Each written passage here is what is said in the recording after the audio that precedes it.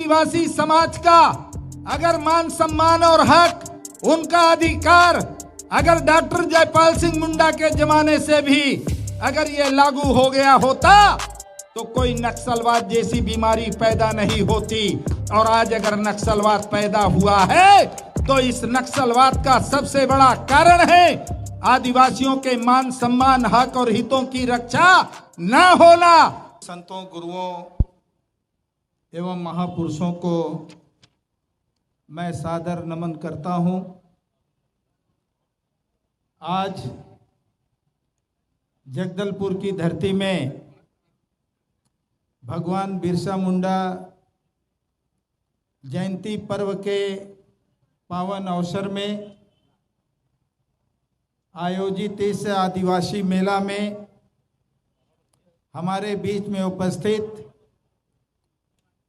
सम्माननीय राज्यसभा सांसद इंजीनियर रामजी गौतम जी, हमारे प्रदेश के प्रभारी सम्माननीय एडवोकेट नर्मदा प्रसाद अहिरवार जी,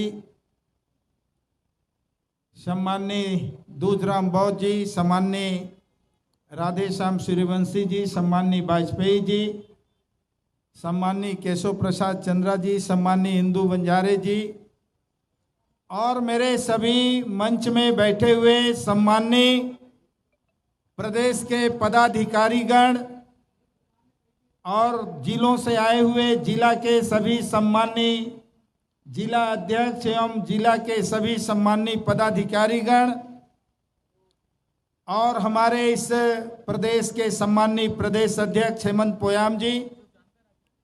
साथियों, समय बहुत हो चुका है, कार्यक्रम में ज़्यादा कुछ बोलने का नहीं रहा, क्योंकि जो हमारे कल्चरल कार्यक्रम पेश करने वाले कलाकार थे उन कलाकारों ने भगवान बिरसा मुंडा के जीवन चरित्र के बारे में अपने सांस्कृतिक कार्यक्रम के माध्यम से काफ़ी कुछ बातें समझा दिया है। उससे आप सब समझ चुके हैं। अभी धीरे धीरे लोग जाने लगे हैं। ज़्यादा बातें हमें सम्माननीय रामजी गौतम जी से सुनना है, अहिरवार जी से भी सुनना है और फिर आप लोगों को वापस जाना है। मैं एक बात बताना चाहता हूं कि आदिवासी समाज को जागृत करने के लिए बहुजन समाज पार्टी के संस्थापक, बहुजन आंदोलन के महानायक मान्यवर साहब कांशीराम जी ने 1997 में पूरे मध्य प्रदेश, जिस समय संयुक्त मध्य प्रदेश हुआ करता था, तो पूरे मध्य प्रदेश में आदिवासी मेला के माध्यम से आदिवासी समाज को जगाने का काम किया था, जिसमें आपके इस जगदलपुर में भी आदिवासी मेला का आयोजन हुआ, शहडोल में आदिवासी मेला का आयोजन हुआ, रायगढ़ पत्थल गांव में हुआ, आपके मंडला में हुआ, सीधी में हुआ, खंडवा खरगोन में हुआ। तमाम सारे आदिवासी क्षेत्रों में मान्यवर कांशीराम जी आदिवासी मेला लगा करके आदिवासी समाज को अपने पैरों में खड़ा करने का उन्होंने प्रयास किया था। और जिस भगवान बिरसा मुंडा की आज जयंती मना रहे हैं, उस बिरसा मुंडा के नाम पर छोटा नागपुर की राजधानी रांची में 1897 में मान्यवर कांशीराम जी ने बिरसा मेला का आयोजन किया था। मुझे हर जगह उन सभी आदिवासी मेलों को आयोजित करने की जिम्मेदारी दी गई थी, लेकिन साथियों, मैं जानता हूं जो मान्यवर कांशीराम जी चाहते थे कि हमारा आदिवासी समाज वो अपने आप में दिन रात मेहनत करते हैं और नाचते गाते वो अपना मनोरंजन करते हैं, तो क्यों ना आदिवासी समाज को नाचते गाते जगाने का। हमारा देश, हमारा राज्य, हमारे ऊपर किसी की हुकूमत नहीं होनी चाहिए, ये भगवान बिरसा मुंडा का सपना था। और इसी बात को लेकर के उन्होंने जो आंदोलन खड़ा किया और उसके इसी आंदोलन को आगे चल करके डॉक्टर जयपाल सिंह मुंडा ने बढ़ाने का काम किया। और डॉक्टर जयपाल सिंह मुंडा ने 1938 में अखिल भारतीय आदिवासी महासभा बना करके आदिवासी समाज को जोड़ने का काम किया।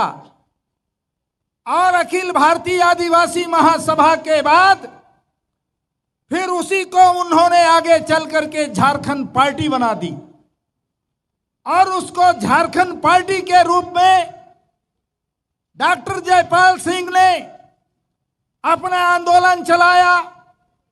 और उन दिनों में झारखंड से लेकर उड़ीसा को लेकर, बंगाल को लेकर, छत्तीसगढ़ को लेकर, इन तमाम सारे राज्यों को एक राज्य के रूप में स्थापित करना चाहते थे।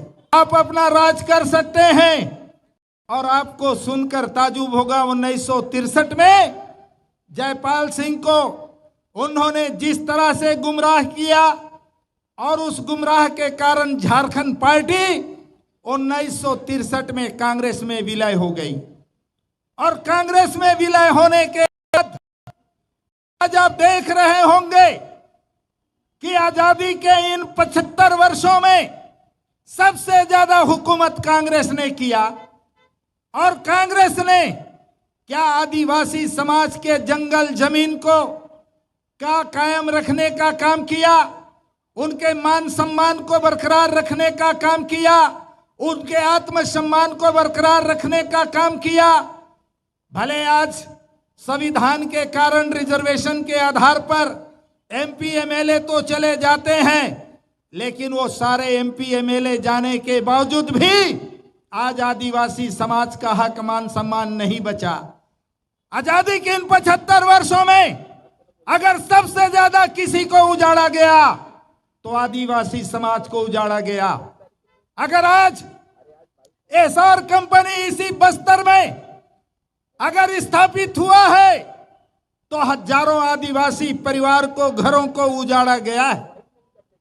अगर आज हसदो अरण्य के नाम पर वहां अदानी को कोयला का खदान दिया गया है तो दसों हजार आदिवासी के घरों को उजाड़ने का काम किया गया है। जब जब देश में खदान खुला, जब जब देश में कारखाना बना, जब जब देश में बांध बना, तो सबसे पहले अगर किसी को उजाड़ा गया तो आदिवासी समाज को उजाड़ा गया, सबसे ज्यादा उजाड़ा गया। लेकिन साथियों, आज मैं आपसे कहना चाहता हूं, अगर आदिवासी समाज का अगर मान सम्मान और हक, उनका अधिकार अगर डॉक्टर जयपाल सिंह मुंडा के जमाने से भी अगर ये लागू हो गया होता तो कोई नक्सलवाद जैसी बीमारी पैदा नहीं होती। और आज अगर नक्सलवाद पैदा हुआ है तो इस नक्सलवाद का सबसे बड़ा कारण है आदिवासियों के मान सम्मान, हक और हितों की रक्षा ना होना। इसलिए मैं आज आपसे कहना चाहता हूं कि साथियों, इस लोकतंत्र में एक तरफ बुलेट का वो पावर है और दूसरी तरफ बैलेट में वो पावर है। लेकिन हमारे साथी सोचते हैं कि बुलेट से हमारी समस्या हल हो जाएगी, लेकिन मैं आपसे कहना चाहता हूं बुलेट से अभी हमारी समस्या हल नहीं हो पाएगी। साथियों, बाबा साहेब डॉक्टर अंबेडकर ने बैलेट का पावर दिया है, वोट का पावर दिया है, और ये वोट का पावर आज आपके हाथ में। जैसे विधायक जी ने कहा, आप 90 नहीं, छत्तीसगढ़ में तो आप 98% आपकी आबादी है, 98 वोट आपके हाथ में है। और अपने वोट के बल पर बहुजन समाज बना करके बहुजन समाज की पार्टी को, बहुजन समाज पार्टी के चुनाव निशान हाथी को जिता करके बहुजन समाज की सरकार बना करके इस छत्तीसगढ़ के जो प्राकृतिक धन संपदा है, वन संपदा है, आपका जो मान सम्मान है, आपका हक अधिकार है, आपकी जंगल जल जमीन है, इन सारी चीजों की अगर आप रक्षा करना चाहते हैं तो साथियों, इस लोकतंत्र में आपके वोट में वो ताकत है जो तोप और तलवार में नहीं है, बम और बारूद में नहीं है। आइए अपने वोट की ताकत से अपने तमाम सारे हक अधिकार को हासिल करने के लिए आज आपकी अपनी पार्टी बहुजन समाज पार्टी बन गई है, जिनका चुनाव निशान हाथी है। हम सब मिलजुल करके भाईचारा बना करके अनुसूचित जाति जनजाति पिछड़ा वर्ग सब मिल करके हम अपनी सरकार बनाने का काम करें। यही आप सबसे करते हुए निवेदन करते हुए मैं अपनी बात को यही विराम देता हूं। साथियों, समय कम है। सभी साथियों को धन्यवाद। जय